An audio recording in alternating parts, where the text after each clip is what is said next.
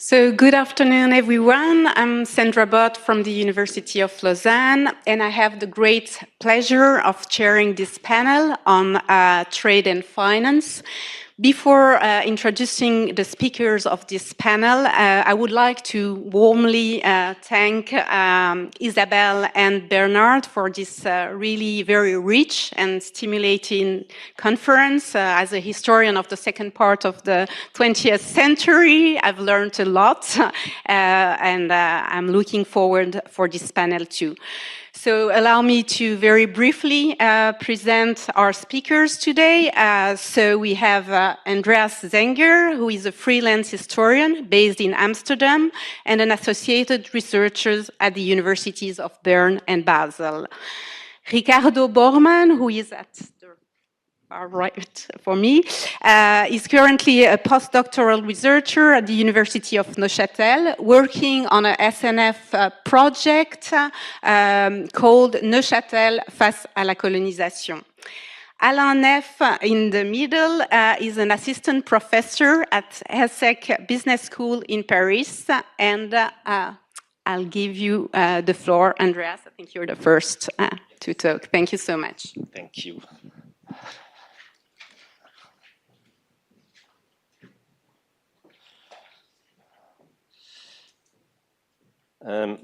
I have to go forward on 2 slides, so if I forget this one, please wave. Yeah, first of all, I want to thank the organizers for inviting me and giving me the possibility to speak here. This research or my topic is I'm not an expert on the slave trade in Brazil. It's just something I stumbled upon when I was researching the global textile networks of Eastern Switzerland. And I found it important to share what I found, the sources. Because it's about an involvement in the late slave trade in Brazil. So when it was already clandestine. Well, the Swiss involvement in the slave trade in the 18th century up to 1850 is well researched. Many studies show the involvement of Switzerland. And they also show that there is a special role for the textile industry as a supplier of trading goods. But what happens after 1815? In 1807, Britain had prohibited the slave trade. On the one hand, they succeeded with the diplomatic pressure that other countries follow and that the trade is increasingly outlawed and prosecuted. On the other hand, it did not disappear, but intensified even shortly, before it stopped in the 1850s in Brazil and in Cuba in the 1870s. So, I will talk a little bit about the situation in Switzerland in relation to the slave trade, then the situation in Brazil, and then I will give example of how Swiss merchants participated in this trade. Okay, Switzerland. I don't know very much, but from what I saw, public opinion in Switzerland in the 19th century was very much against the slave trade. But what about the textile industry? After all, it had profited from the slave trade. Let's first look at the situation, and I will mainly talk about the cotton industry in eastern Switzerland because I know it best and because cottons were used above all in the slave trade. After the Napoleonic Wars, the economy picked up again. England was clearly the leader in textile production, but Switzerland was still a major player in the textile trade, especially on the continent in Europe. But the markets of the textile industry were to a great extent outside of Europe. And there is a great interest in establishing trade relations with American markets in the period 1815 to 1830.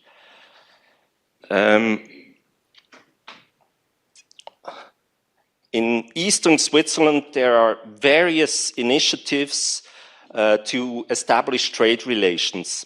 And we will look just at number 4, the America Commission of the Board of Trade in St. Gallen.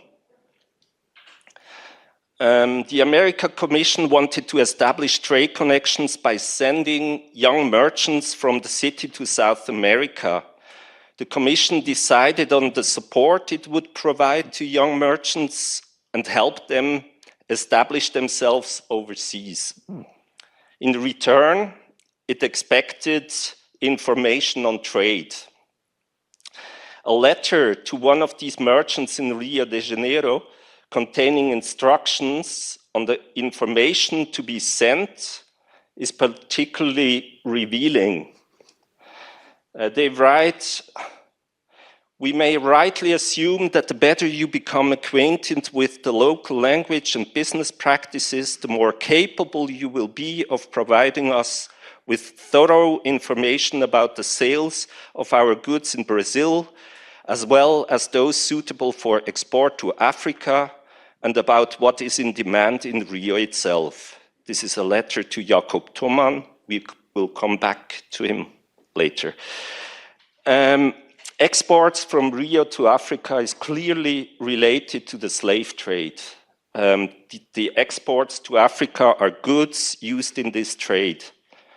An interesting fact is that the Commission also supported a merchant to establish himself in Tripolis, and there they asked the same questions about caravan trade through the Sahara, which was also slave trade.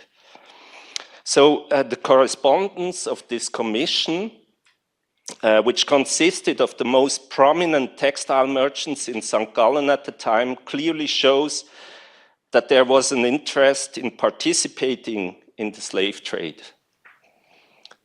And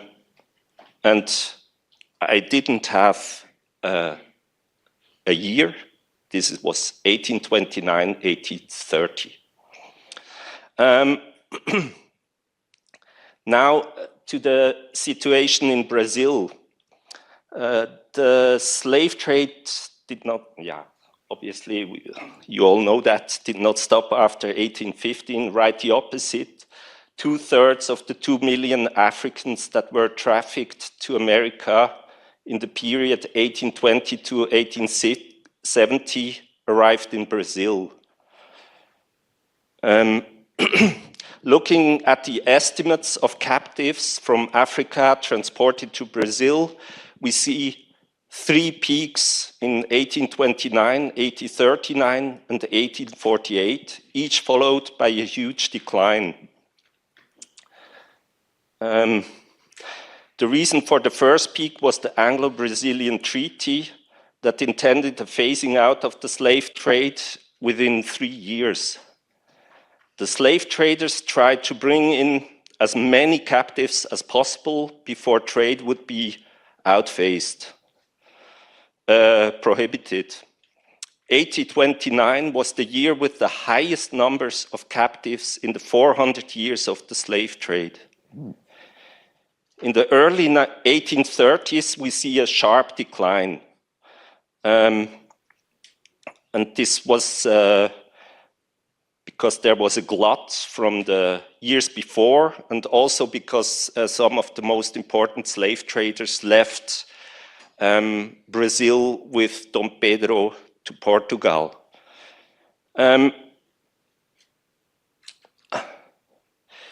The slave trade recovered in the 1830s when merchants saw that neither England nor Brazil were able or willing to abolish the traffic. But in 1839, the Palmerston Act in England allowed the British Admiralty to seize all ships under Portuguese flags suspected of carrying captives. So there comes another decline. And then finally, in 1850, when with the Eusébio de Queiroz law, slavery was outlawed in Brazil itself. Let's quickly look at the organization of the slave trade. I mean, I'm really not an expert, and it's a very complex system, but I just want to name a few. Oh, yeah, I have. Of the people involved. There are the big Brazilian slave traders with capital. I will talk about Domingues Gomes Belo, and there were smaller contractors who organized the voyages with goods on credit. There are captains and crews of the ships, trading posts on the coasts of Africa. There were African kings involved, European commission houses in Brazil providing goods, and European exporter of goods. To the British involvement, the British obviously had a significant role in this trade on both sides. On the one hand, the British Admiralty tried to obstruct the trade and did so effectively, especially after 1839, at least to a certain degree. On the other hand, British trading houses were heavily involved in the trade. British trading houses in Brazil were heavily involved in the trade, providing goods and credit to the slave traders. The British consul, Hesketh, tries to intervene. He tries to do that by disrupting the money flow. He made British businesses sign an agreement that they agree to a maximum term of 12 months for credit. So this is important because in the slave trade you need longer credits because it takes a long time for the goods to travel across the ocean. And this has quite an effect. Some of the older British trading houses disappear around 1845. Senior partners return to England and some of them are dissolved. And this is right before the third peak I showed before. So the question arises, who fills this gap? And certainly there is no one simple answer to that. But my argument is that at least to some extent, Swiss trading houses are jumping into this niche. So, what evidence do I have for my argument? First, we see the founding of a number of Swiss commission houses in Brazil that have ties to the textile industry in eastern Switzerland. It is frappant that these companies appear precisely at the moment some of the British competitors disappear. But this is only an indication. For a clear proof, we need business records, and I don't know of any business records of a Swiss commission house in Brazil. But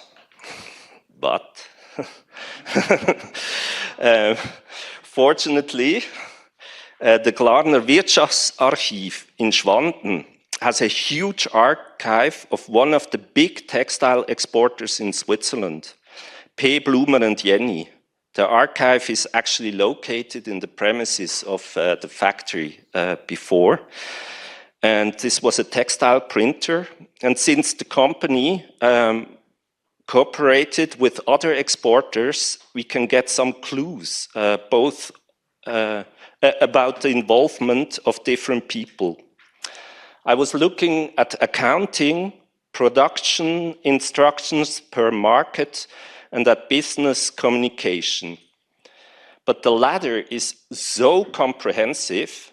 I mean, you have one box of letters just for January of 1501.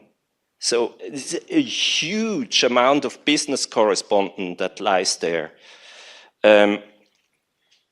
So I looked at a small part, and I'm certain there is more to be found in this archive. Let's see what I have. In the accounting books, we see that P. Blumer Jenny had an entrepôt, which means a depot with textiles at the merchant house of Domingos Gomez Bello. Yeah, there. And he was a well-known slave trader in Bahia. He ran a correspondence with King Kosoko in Lagos, with whom he was in the human trafficking business. When the British captured Lagos in 1851, they found various business letters. The biggest number came from Bello. It contained accounts for the sale of captives in Brazil. P. Blumer and Jenny shared the account with Johann Kaspar Zellweger from Trogen. Yeah. And later traded on his own account, on their own account. There is also a mention of a provision to Eisenhut. And this is Johann Rudolf Eisenhut from the canton of Appenzell, who stayed in Bahia from 1838 up to 1842. We can assume that the depot was established in 1838 and that Zellweger sent a representative he trusted and who had solid knowledge of textiles to supervise sales in Bahia.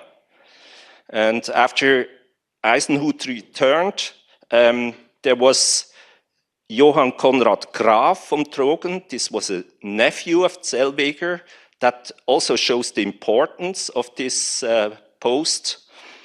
Who took this position over.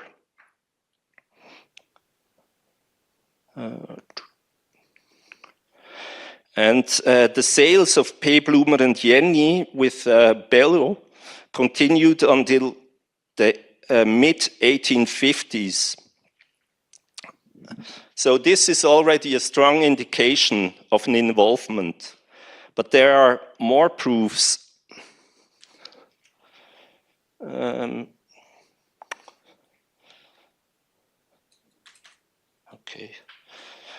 Blumer had trading partners in various Brazilian cities, from Porto Alegre to Belém, but above all in Rio de Janeiro.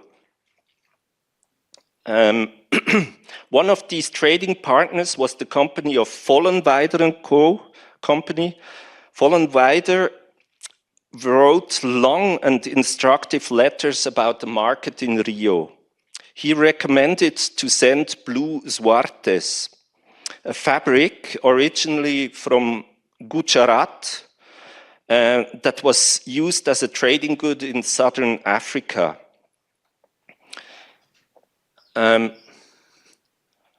Vollenweider explicitly says that this article is not suitable for Brazil, but that it is used as a trading good in the slave trade. He also mentions that Anderegg has significant shipments in transit because he effectively earned 30 to 40% on earlier shipments.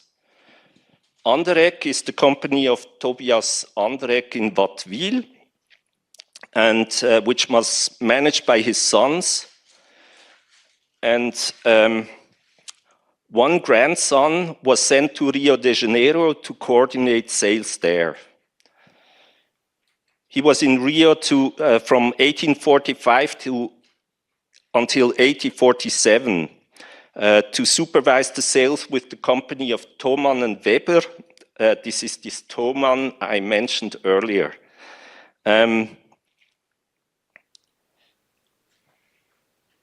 Okay. P. Blumer and Jenny also had regular sales with Thomann, Weber and Co. And what we can see is the documents reveal that P. Blumer and Jenny granted long-term credits to their trading partners there, in some cases for as long as 16 or even 24 months. And that is extremely unusual for this trade, such long-term credits. But it was necessary for the slave trade. In 1848, when most European trading houses were urged by the British to join a convention limiting credits to a maximum of 12 months, Vollenweider and Co., Thomann, Weber and Co. were not among the signatories. So I come to the conclusion. There is ample evidence that the Swiss textile industry participated in the final phase of the Brazilian slave trade. The exact extent of its involvement remains uncertain, and we should be cautious not to overstate its significance for these businesses. Indeed, the figures from P. Blumer and Jenny suggest that this trade was neither a major outlet for them, nor particularly profitable. Yet, we should not underestimate the fact of this engagement. For a period of 10 to 20 years, Swiss firms were involved. It is striking how members of the liberal elite, including parliamentarians, took part in this trade. The contrast between political ideals upheld at home and the business practices pursued abroad could not be more pronounced. Thank you.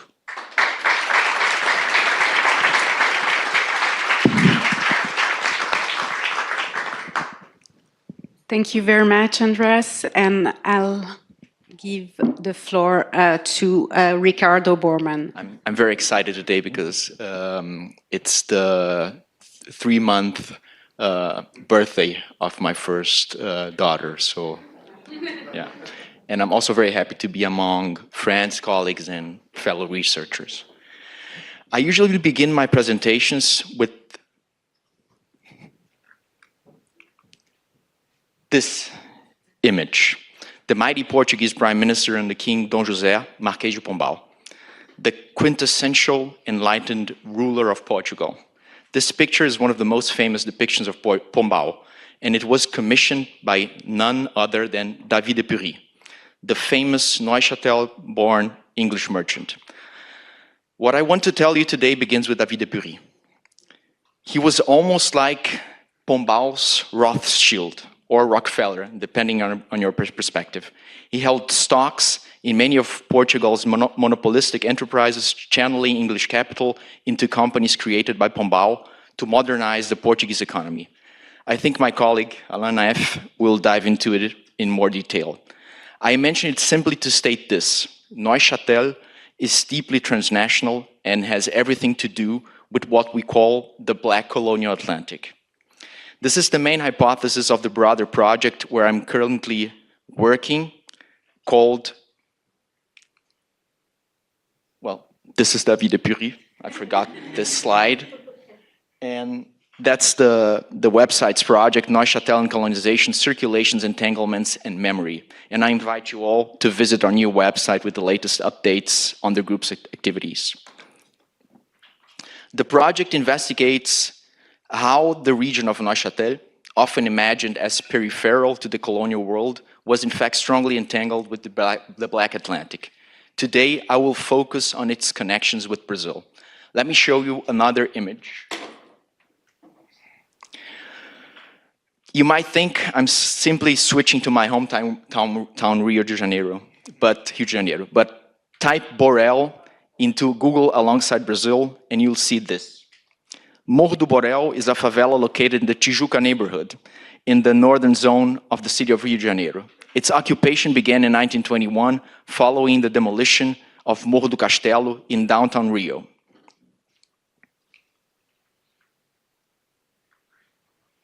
So that was the quote. The painting you now see is titled Fábrica Meuron no Andaraí, and shows a factory situated at the entrance of what is now Morro do Borel, one of the oldest neighborhoods in Rio. The factory produced fumo and rapé, tobacco and snuff, under the name Borel & Co.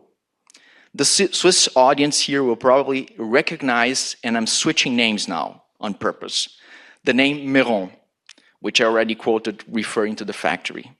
In the first snuff and tobacco factory in Brazil, Fábrica de Rapé Areia Preta was established in Salvador by the Swiss merchant Auguste Frédéric de Meuron, also known as Meuron da Bahia. He was essentially the Rockefeller of tobacco in Brazil at that time. De Meuron made his enterprise flourish. In 1826, the company moved its production to a former sugarcane factory at Solar do União, on the Bay of Salvador da Bahia, today home to the Museum of Modern Art of Bahia. Rapid expansion followed, leading in 1932 to branches in Andaraí Pequeno, today a part of Barra da Tijuca, a neighborhood in Rio, and in 1836 in the province Pernambuco. These factories were equipped with steam engines and relied on enslaved labor. In Andaraí Pequeno, by around 1855, 24 people worked there, 18 of whom were enslaved. After Meuron's death in 1852, the Rio factory passed to members of another major Neuchâtel family, namely to Edouard and Antoine Borel. In 1892, the factory officially became Fábrica de Fumos e Rapé Borel & Co. So now we have two major families merging, Borel and de Meuron. And soon you'll see why I speak of an international Neuchâteloise, a transnational network of family businesses and fortunes intrinsically connected to colonialism. My argument, which I began developing in an article co-authored with Fabio Rossinelli, that we wrote together, and recently published in Two Homelands, in that these families were that article, I argue that these families were extraordinarily interconnected through marriages, inheritances, mergers, acquisitions, and a network of Protestant sociability. One could almost say, exaggerating a little bit, that they seem to belong to one extended clan, reaching back to David de Purry, a clan whose sociability was immersed in the patrician origins of the Swiss elites, to use an idea emphasized by Bernard Scher and Isabel Barros in a recent article. In the paper I wrote with Rossinelli, we present the Borel and the Meuron families as paradigmatic examples of such practices. And hereby, I mean this intertwining of marriages, inheritances, and family-owned businesses. As I argue, these families created what we can call a small private empire in Brazil in the first half of the 19th century. Their operations illustrate the deep links between Neuchâtel's elite, transatlantic finance, and slavery-based colonial economy. Their wealth also transformed Neuchâtel. A key example is the Préfagier Hospital, financed by the Demeron estate, which permanently changed the canton's medical landscape. Now I will begin to retrace the paths of the Borel and Demeron families, which have not yet been extensively studied in the history of economic elite migration. I intend to explore the ties binding Neuchâtel's families to colonial markets, especially Brazil. Many of these families also had direct representatives in the Grand Conseil of the city of Neuchâtel, the most important political decision-making authority in the canton. Let me now turn to the story of inheritance, because the mechanism I want to highlight will become more visible. When Auguste Frédéric Demeron died in 1852, he left his fortune, including the Brazilian factory, to Édouard Borel. But why? Édouard Borel had married Meron's sister, Henriette Frédéric Demeron. In letters, Meron de Bahia comments on the marriage with surprise. But after his death, Édouard and Henriette Frédéric Borel Demeron inherited the remaining Meron estate in Bahia, including the Château de Dully, which obviously doesn't belong to the Brazilian part.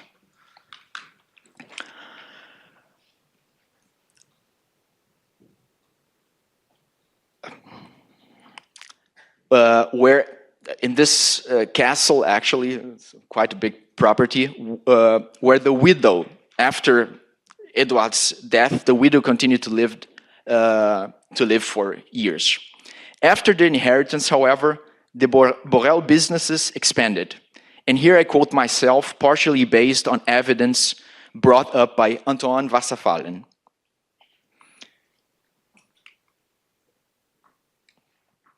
Edouard and Henriette Frédéric's marriage solidified a business empire, generating substantial revenue from South American imports such as coffee, tobacco, and dyes.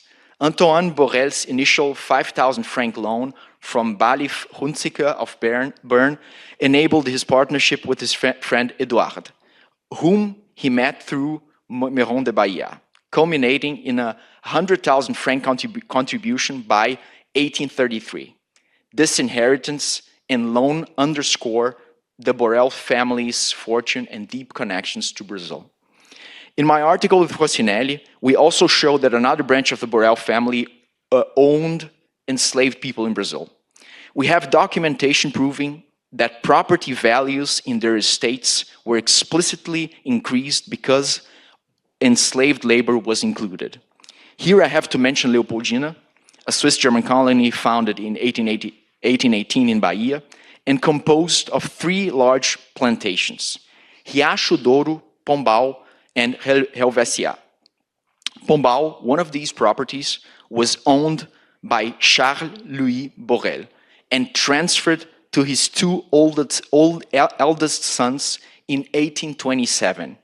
Here is an excerpt from one of the letters we used as a source.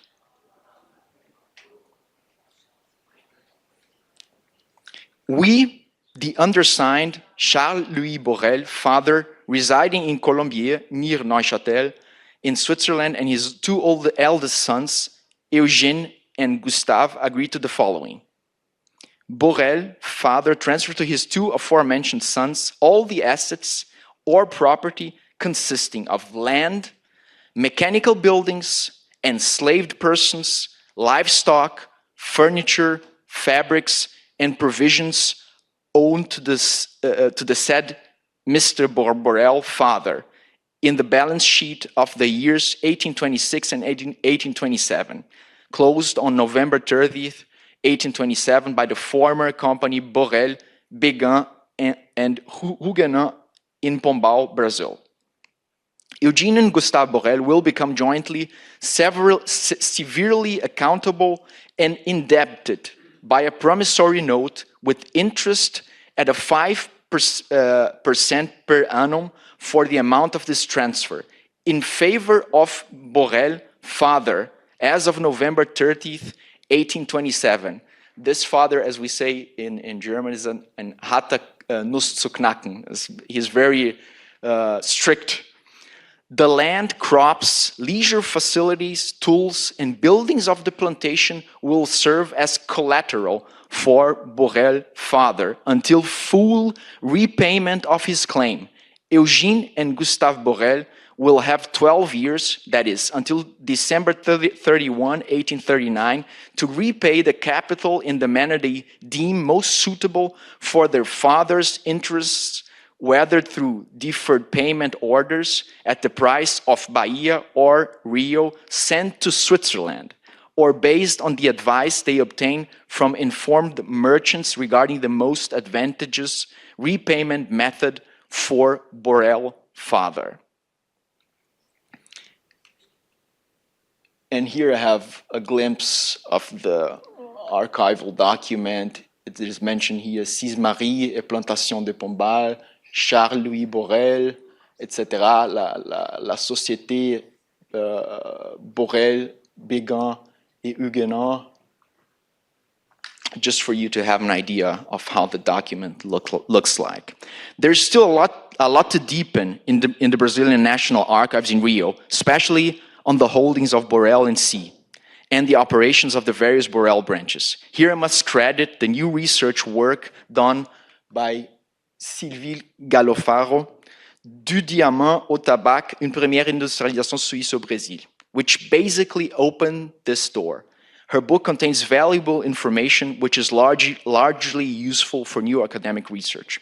But we're still missing reconstructing the business and financial operations of the multiple branches of the Borel family and a panoramic of the complete assets of the Borel and Co. in Brazil, which was in fact the successor to and an expansion of the Demeron business. So the statement that in 1851 Meron provided for the liberation of several enslaved people in his Brazilian factories is truth, but it's a partial truth because it hides the later developments of his company as Borel & Co. To conclude, I will return to a more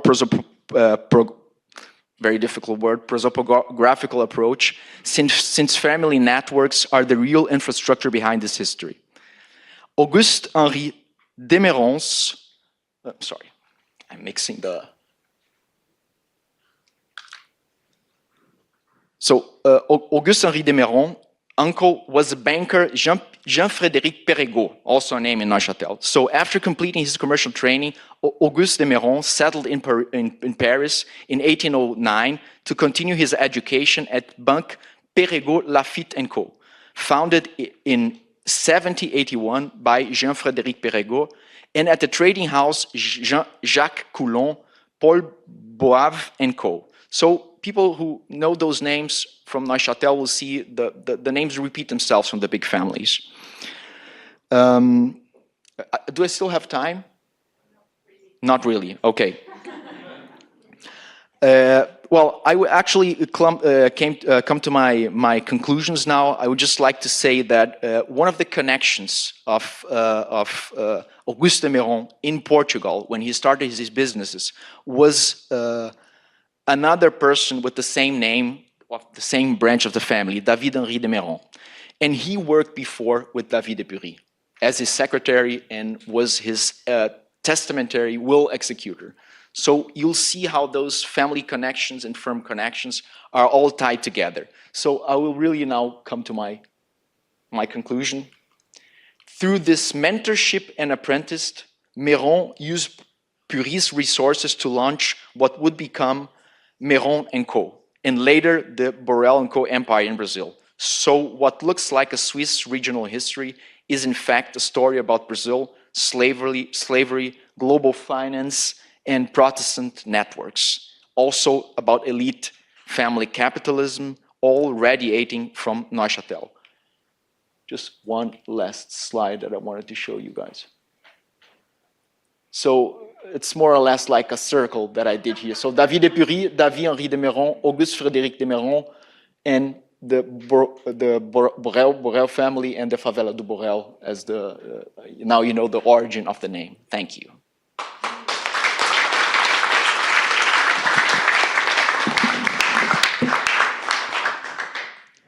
Thank you very much, Ricardo. And now we have the final presentation of this panel with Alain. Thank you. Okay, thanks a lot for having me.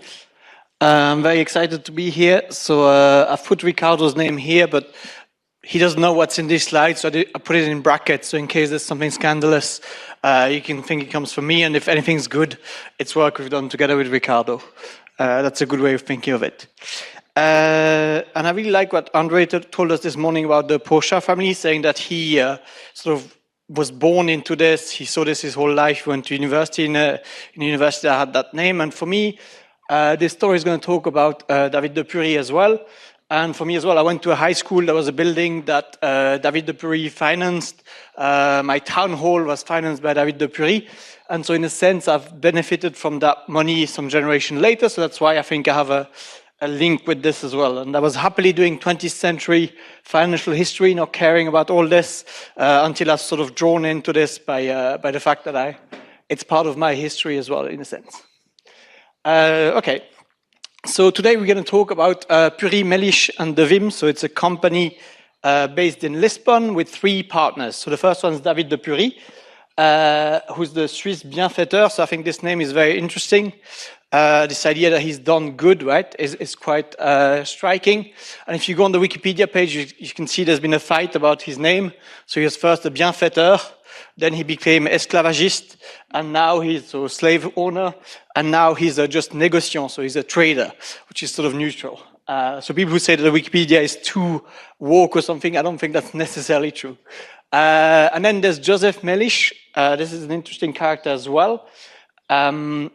He was a London banker and merchant who was connected to John Gore, someone very important in the London finance sector as well.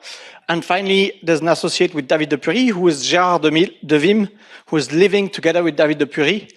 And Ricardo gave you a picture of the Marquis de Pombal, so there's a central figure in Portugal. Well, these 2 guys were living literally in the house next to him. So there's a story of corruption there as well that we maybe won't have a lot of time to dive into, but which is interesting. And so in the work with Ricardo and some work I'm doing for a forthcoming book as well, we've tried to sort of understand what this company does and what they've been involved with. So essentially some of the main findings so far is that there's deep connections between London and Lisbon financing, so that's something we found. I'll show you some of the flesh of these connections, how they look like. There's also personal connections between David de Purry, Gérard de Wim and the Marquis de Pombal, and they were very important in shaping this relationship, sorry. And finally, there's a deep involvement of Purry, Mellish and De Wim with 2 Portuguese Pombalin trading companies, so the Companhia Real de Pernambuco e Paribas, sorry for the terrible accent, and the Companhia Real de Comercio de Grão-Pará e Maranhão. So these 2 companies were very deeply involved with the Purry, Mellish and De Wim company. And then I have some open questions for you for the discussion. So usually you're supposed to ask me questions, but I want to ask you questions. So if you have answers to any of these questions, come and see me because I'd be very interested. I want to sort of think about wealth transmission and what does it mean to transmit wealth? How can we demonstrate how wealth is transferred from one generation to another? And sort of how to think about reparations. That's something I'm still struggling to do in this book. So I've done some of the work, but I'm still struggling on the reparation part. So if you've worked on this or have ideas on reparations, come and see me at the break with brilliant ideas or shout at any point. Okay, so this is part of the work we've done with Ricardo as well. So it looks very simple, right? It's a very simple picture. But the idea is just to show that if you go from here to here, you can go from the King of England to the King of Portugal through David de Purry, Gérard de Wim and Joseph Mellish. So these 3 characters, which are the main character of our company, they are a direct link between the English king and the Portuguese king. And here's the Marquis of Pombal, who's also a central character in this story. And so all these people are related, and this is sort of a London connection which links Portuguese slave trade with London quite directly. And as we just saw in Andreas' presentation, we saw a link between Switzerland and the slave trade financing. Well, here it's a sort of similar link where this Swiss, well, at least this one Swiss trader is linking the capital of London with Lisbon. So I'm going to try to show you some evidence I gathered from the archives in Lisbon on the two companies, which I won't name to not embarrass myself another time, but you can see their names up here. I'll try to call them with their acronyms if that's okay with you, so your ears won't suffer. But it's funny because Andreas showed us almost the same graph, right? So this is, mine is a bit pinkier because I like pink, but that's just a personal preference. So this is data from David Eltis from the Slave Voyages database. And this is an aggregation. And what we can see, the pink here is any ship that has a Portuguese or Brazilian flag and the number of people they've embarked in these voyages. If someone wants to get more of that data or play with it, I'm happy to shoot me an email and we can also play with that data. So that's coming directly from the database. And the thing we can see, obviously, is that when the English stopped doing slave trade, that was what Andreas was essentially telling us, the Portuguese took over. And that's sort of what we can see in this chart as well. And so this is based on the data from all the ships that slave voyagers have collected. And the other thing that's in the book from David Eltis is that the slave trade from Portugal is the largest slave trade in terms of people compared to the Brits. So there's more enslaved people who have been traded on ships with a Portuguese flag or Brazilian flag than with a British flag. So that makes it very interesting as well. And then this is the two companies, again, which I won't say the name because for the sake of embarrassment, you see their name written there. So you can see this is from Carrera 1983. And it shows how many people they've transported. And these are the routes of the Compagnia de Gampara, and you can see from where to where they were going.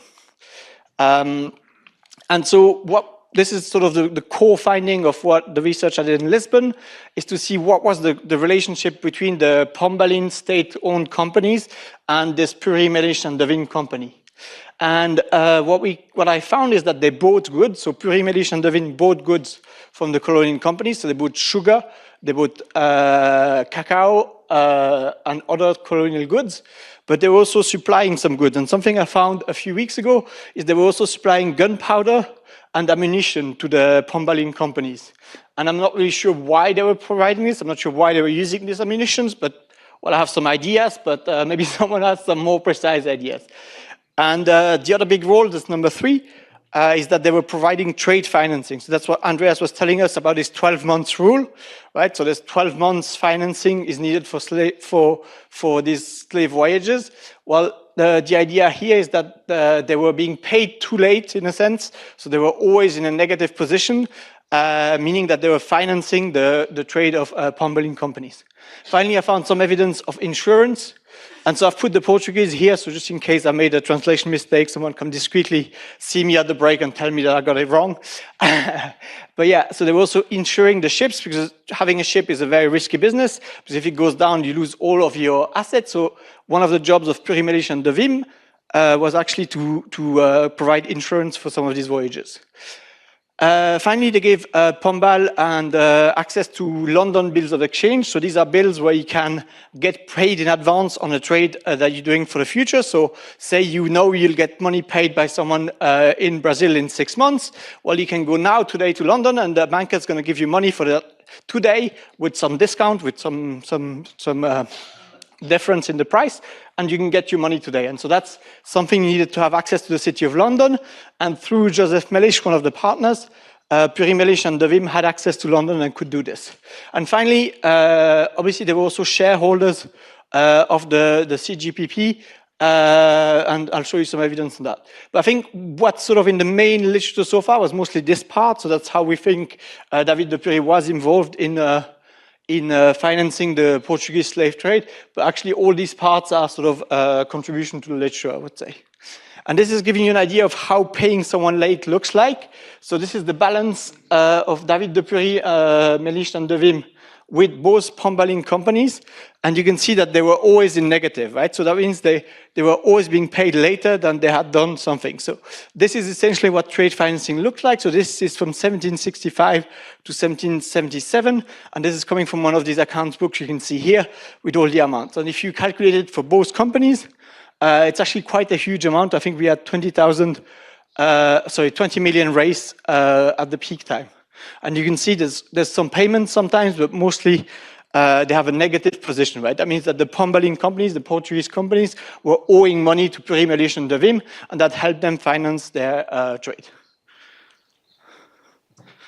And so this is the part on shareholders. So this is, you can see David de Purry here. This is the shareholder book, so which has the name of all the shareholders of the CGPP, so one of the two combining companies. And what's interesting is that there are 3,400 of these shares, and they were very struggling to sell them. So the Marquès de Pombal could not sell them to people because they were not sure they were profitable shares. And so his good friend David de Purry bought almost 10 shares at the very beginning. So share number 121, which you can see here. Well, this one's 121. Yeah, that's the one. So the first shares of the CGPP were sold to David de Purry because he was trying to support this venture of creating this state-owned enterprise from the Marquès de Pombal. So it's this collaboration between David de Purry and the Portuguese institution, which is quite interesting here. Okay, it's the last thing I want to talk about. So this is also some work we've been doing with Ricardo. It's about networks. So it's a bit mysterious, just networks, that's it. Now what we've done is we've looked at the letters from David de Purry, which are the archives of the city of Neuchâtel. And we've tried to see, there's roughly 1,000 letters, and we've tried to see where these letters were sent to get a sense of where the business was going and who he was in contact with.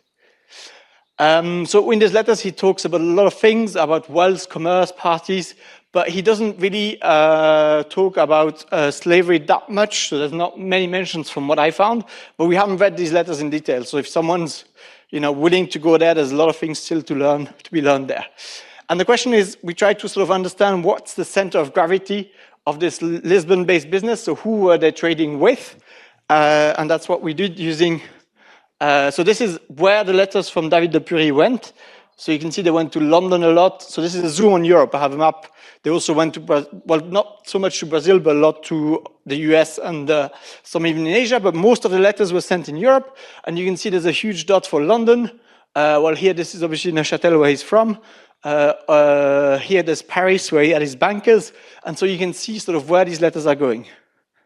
And I think what's interesting is that today we send roughly 5-10 emails a day. Well, at the time you could become very rich sending 1.6 letters per month. So that's, if you're sending 10-20 emails per day and you're not rich, maybe think of just sending 1.6 letters per month, and that might actually work. But yeah, so he was running his business, and this is when he was sending these letters.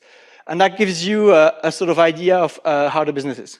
And then what we do, we use what's called a gravity model. So you have the very barbaric formula here, but we try to understand for each decade what's the center of gravity of where these letters are sent to. And so we ignore Lisbon because that's where he's based, but you can see that at the beginning he's very close to London, then he moves to the other side of the Atlantic, so that's not mostly Brazil, it's more in the United States where his step-sister was living, and then you can see closer to his death, he's going closer to his hometown, to Neuchâtel. And so you can see sort of where the center of gravity of the business was over time. And this is how the copy of his letters look like. It says Neuchâtel, and then who he's writing to and the date. And so we use this data from the heads of the letter to get a sense of where these letters were sent to. Okay. And then comes to my open question. So these are things I found, but there's things I'm still not really sure what to do with it. And if, that's where you all come in. So at the dinner tonight, come talk to me, or tomorrow, come talk to me. It's this question of wealth transmission.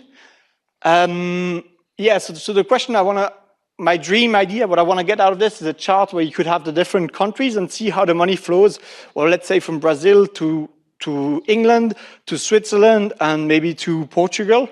That's what I have in mind. So what I've done so far is I've calculated the fortune of David de Purry over his time. So you can see this is the wealth he had. And you can see where he gave some of this wealth. So you can say he gave some aux les pauvres de la fratrie Bretagne à Lisbonne. So that he gave it to some charities, but most of it he gave to the city of Neuchâtel, right? And then I've looked at the wills of the two other businessmen from the Purry, Mellish and Devim company, so Gérard Devim and Joseph Mellish, and they also all gave some of their money to charity. They gave a lot of money to their family, mostly for the two others.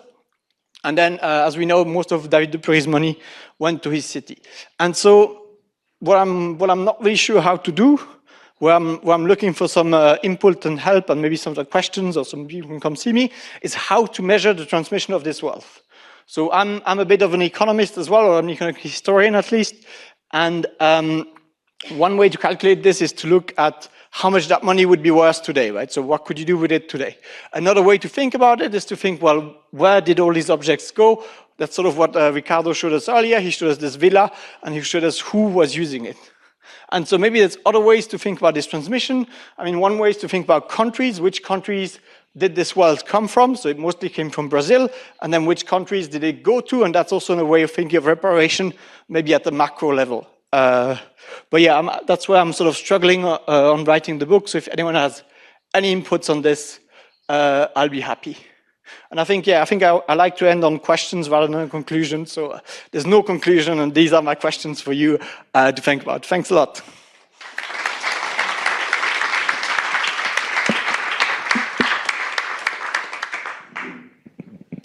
Thank you very much for these three very interesting presentation, and I think we can now open the floor for questions, and I'll do the same as my colleagues. We'll start with a first round of questions and then another one if we have time. We have about 25 minutes. Yeah, there is already a question there. Thanks.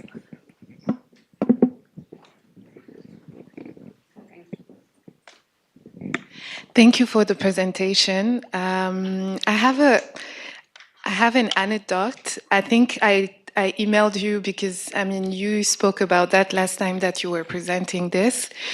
You spoke about, because in Neuchâtel, there is still this debate, which is not really a debate to me, whether de Purry had slave or not, because he doesn't speak about it. And in the letters that you sent to me, there is this one letter that he sends to his sister in Neuchâtel, where he's talking about the death of their brother. And apparently the brother was poisoned by one of his enslaved person.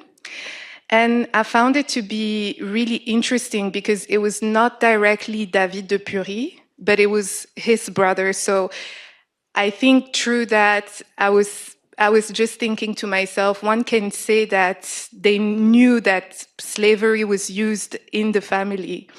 And then I try to map where that event happened, and I think I need to travel to the US for that. But I really found it interesting as a way to kind of deviate from this debate around did David de Purry had slave or not. Yeah. Another question? Yes.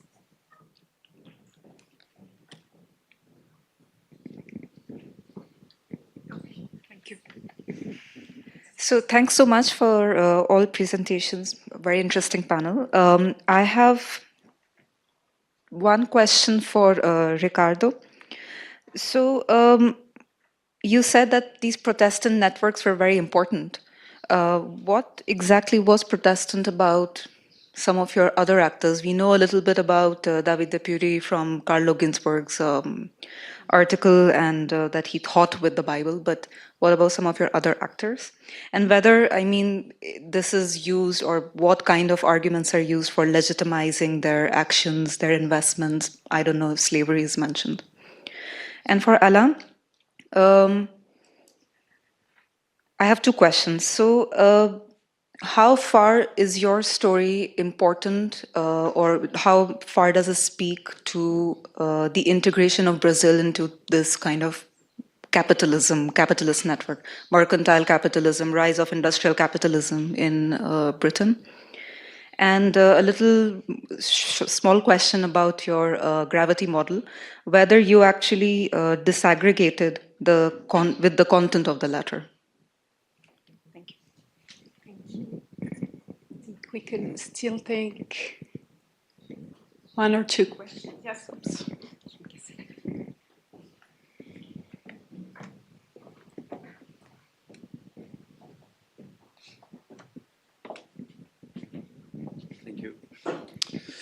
My question is to Ricardo, and I'd like to know if you have an idea of the reason why Meuron decided to construct La Maison de Préfargier after his colonial project in Brazil. And yeah, if you have any idea of why he decided to build it, and if you see any connection with the colonial project in Brazil. Thank you. Thank you. I think we can already answer these questions and then take the other batch. Who wants to start first? To start with the last question, I can't answer it directly, but it's an interesting blind spot in the literature. If he brought back something from Brazil to build up this mental institution that, as I said, marked the landscape, the medical landscape of Neuchâtel. That's one of the questions that I would like to answer throughout my research. It goes more into the qualitative side of analyzing letters, correspondence, exchanges, and there are several other specialists in the connections of those families with other cities in Swiss present here today, so maybe they can also comment on that. But I think maybe this, and to start answering the first question, maybe this could be also part of a general idea to give something back to my community of origin. And then I'll softly switch to the other question. I think it's a little bit in the source that I quoted. I think that, in my view, that is a very sort of a very classic, like rigorous Protestant mentality. I'm giving it to my sons, but it's no easy inheritance. So there's this sort of a working ethic or ethos here, to be austere.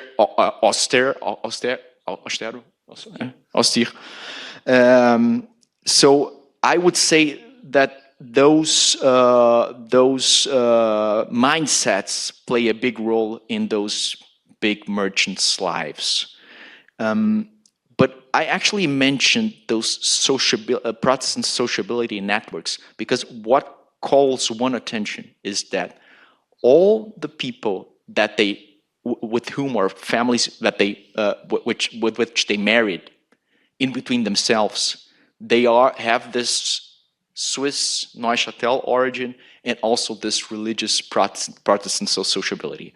And also another answer, those enterprises, as Alain very well showed you guys, they meant a lot of money investment. So you have to trust those people.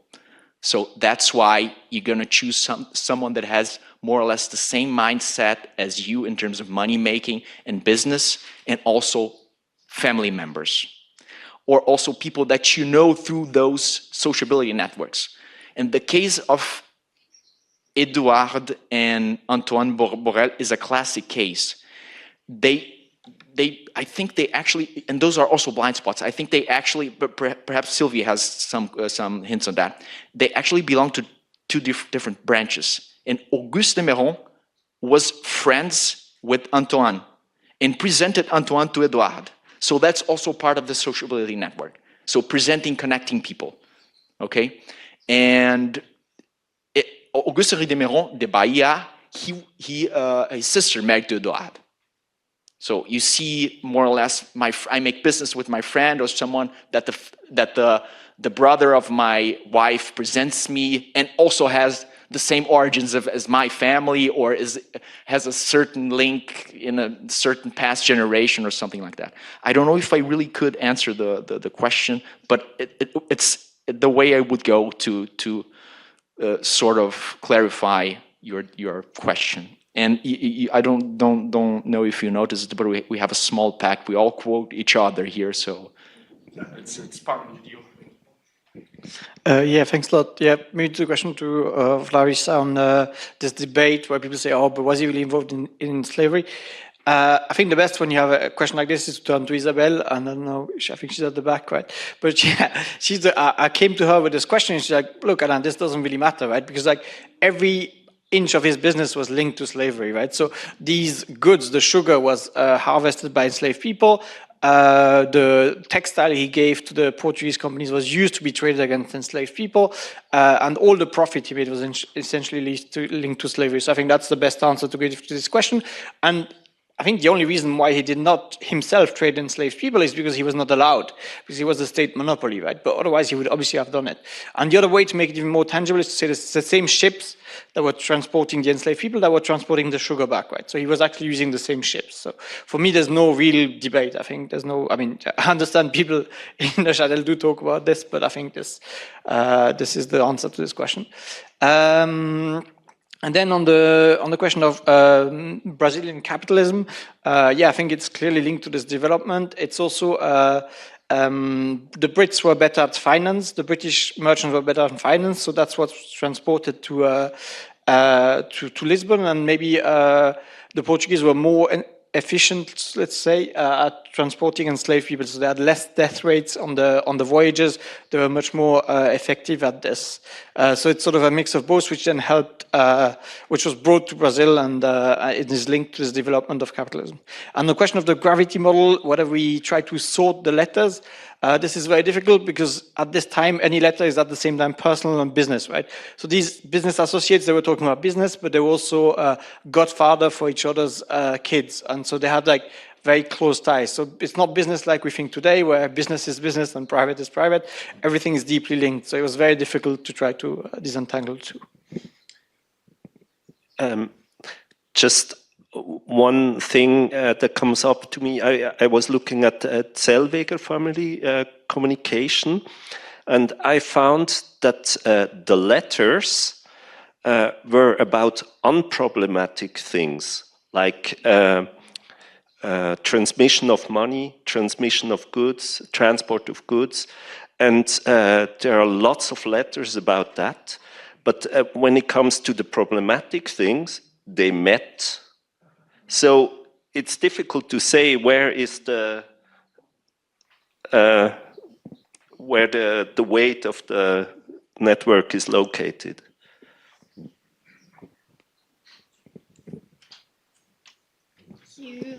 Are there other questions? Yes.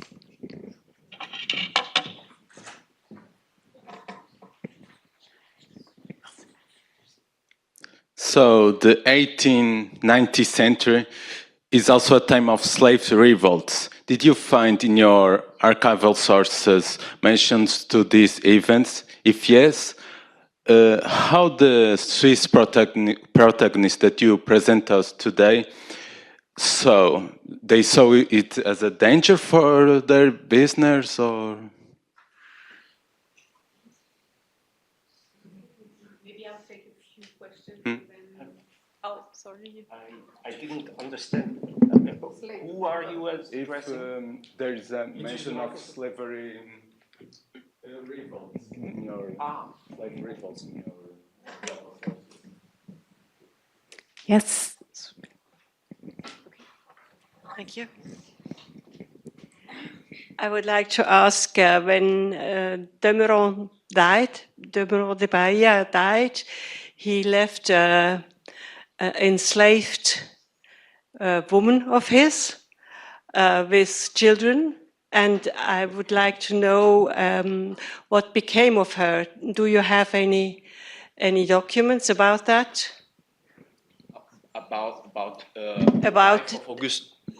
About the woman of Demeron de Bahia. She was a slave and had several children with him. So I don't know if you have any more information. No, I don't. He came back, yeah. But they mentioned the fact that they were together and they had kids together. But I think she came back to Neuchâtel. I'm not sure, but I need to check. Then I have all the information from the secondary sources. I didn't dig into their marriage. So, but that's new information. It's very interesting for me. We're talking about Auguste de Méron, the bio. Okay. That's actually new information for me. Thank you. Thanks a lot. That's why also this events they serve. And Larissa, we're going to exchange ourselves about that, where you got the information. Thank you. Maybe my question is building up a little bit on Beatrice's one, is that I feel that the two presentations on Neuchâtel, they have a certain like flight height, because it's like numbers, capital, villas, buildings, which I know quite well in these cases. But I was very intrigued by this one sentence that the letters were, about friendship and God. And I was wondering how you plan to bring in a more kind of social perspective. And also, that's maybe a question, because I know that Larissa is also here working in the same project. Like, how do you exchange within the project to kind of bring together these perspectives of, let's say, the suppressed in this whole story? Like, how do you plan on kind of contradicting or complicating these capital stories with other perspectives? Yeah. Is there still one last question? No, so I think you can. You have a microphone, so if you want to start answering. I can start, yeah. On the slaves' revolt question, not in the sources that I presented to you today. No direct mentions, but I mean that's just a piece of the research. I still have to dig into qualitatively more into the sources. So not in those cases, but I have analyzed interesting documents from the Suchard family, from the famous chocolate that later developed into Milka chocolates, and their mentions of using slaves already going to the end of the 19th century, where slavery was not exactly in the highest fashion, where they tried to explain in a technical way, in a productivist way, that slave arms, they are not that effective. And they also mentioned this as a factor. They are they revolt and they're rebellish, so that is mentioned in those documents. And it's interesting because those are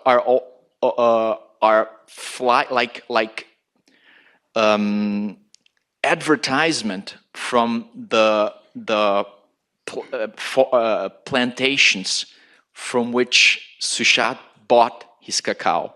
So they were giving him like a folder, a flyer, buy from me, And there's this analysis. We're not actually relying that much anymore on slave arms or slave labor because it's not that efficient.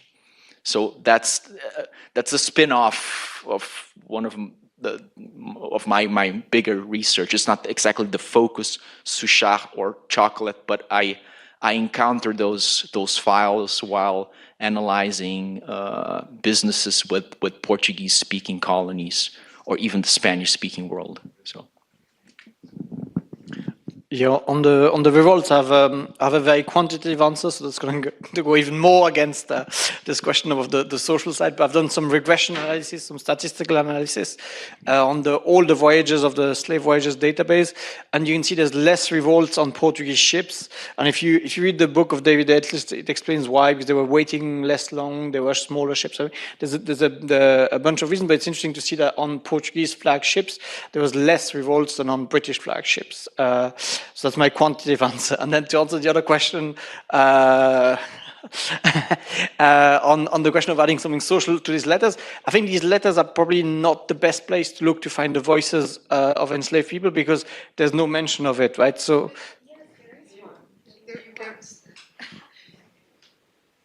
There is the death of David de Purry brother, which is a major event, and also going through the archives in the south of the US, you see that I think that enslaved person was hanged publicly because of that act. So for me, it's not, I mean, it's I don't know if I can call it an act of revolt. I love to call it just an act of, humanness, kind of. And I think it's actually a great one to kind of think through how certain narrative kind of slip through where we don't even wait for them. Yeah. No, it's true. And I mean, in the article I published before, I did mention this, the death of his brother, which is killed by one of the enslaved people he was with. But yeah, but me, I mean, the letters. I mean, I encourage people to read these letters. Right, this was also an advertising to go and read these letters because I was maybe too lazy or something. I don't know why, but yeah, I think that there might be things, but. I mean, what we've done, we've digitized all the letters, and I've looked for the word slave, and it comes up once. Well, the digitization may not be perfect, and there's probably some side narratives, but it's more about cocktail parties and other things, which maybe it's better to go in Brazil, look at some archives there, or maybe there's some other sources, but yeah. Or no, you disagree, but yeah.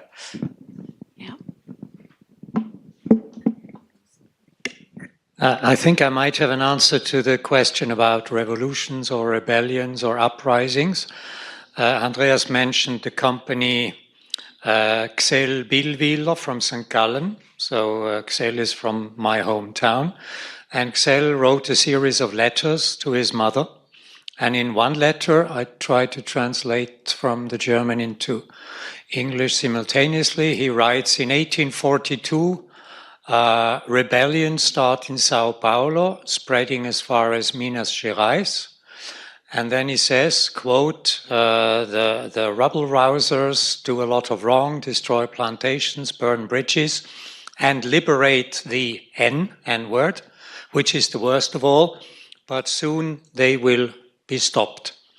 And then he says some time ago, here we had an N rising, which is something quite rare here, but the rural militia and the soldiers put it to an end within 24 hours. And the shares of the fourth railway company went down a little bit because of this rebellion,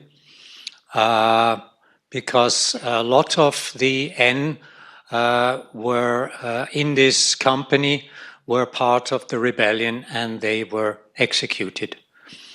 I have this in my book that I wrote, and I must admit shamefully that then, and this is maybe the great thing about this conference, then I was only interested in Jacob Laurenz Xel from St. Gallen, who, by the way, whipped his slaves himself personally, and about him, and didn't do any research about what happened in 1842 in Brazil. And probably people here know more about this rebellion, which apparently even spread to other parts, and then the rebels were executed. So maybe this is a source that might help to continue research. Thank you very much. Yeah, we just have time for last common question, and then. No, it's not a question. I want just to talk about. I think 1842 is the liberal revolt and not slave revolt. I can remember any slave revolt in São Paulo in the year of 1842. Maybe during the very quick uprising, some slaves fled the plantations and steered the social order. But what happened was the liberal of white people in 1842, liberal revolt during Regency. Thank you very much. I think we are at the end of this session, unless you have just a last small comment you want to make, or. So thank you very much. It was a great day. Thank you.